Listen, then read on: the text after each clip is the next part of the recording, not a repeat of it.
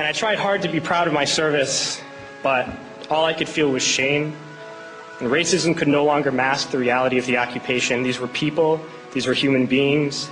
I've since been plagued by guilt anytime I see an elderly man, like the one who couldn't walk, who we rolled onto a stretcher and told the Iraqi police to take him away.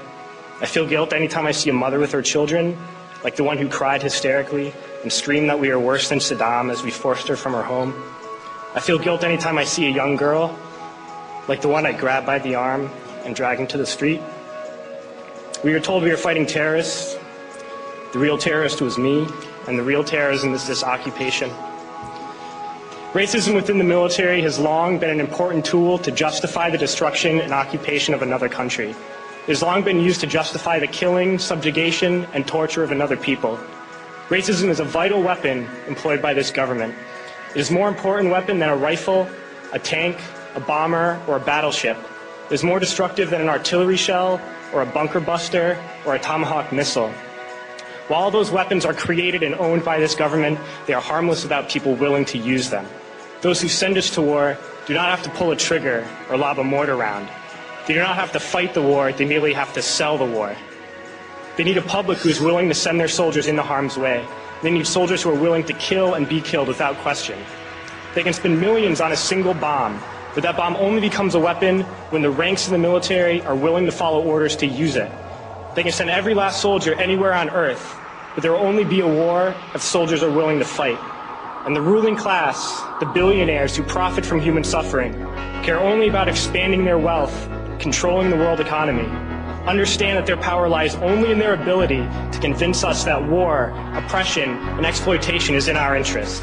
They understand that their wealth is dependent on their ability to convince the working class to die to control the market of another country.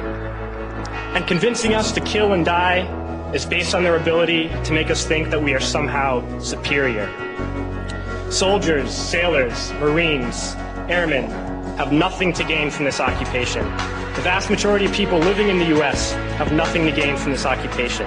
In fact, not only do we have nothing to gain, but we suffer more because of it. We lose limbs, endure trauma, and give our lives. Our families have to watch flag-draped coffins lowered into the earth. Millions in this country without health care, jobs, or access to education must watch this government squander over $450 million a day on this occupation.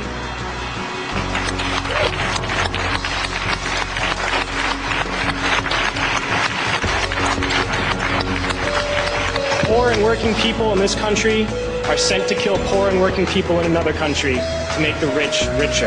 And without racism, soldiers would realize that they have more in common with the Iraqi people than they do with the billionaires who send us to war.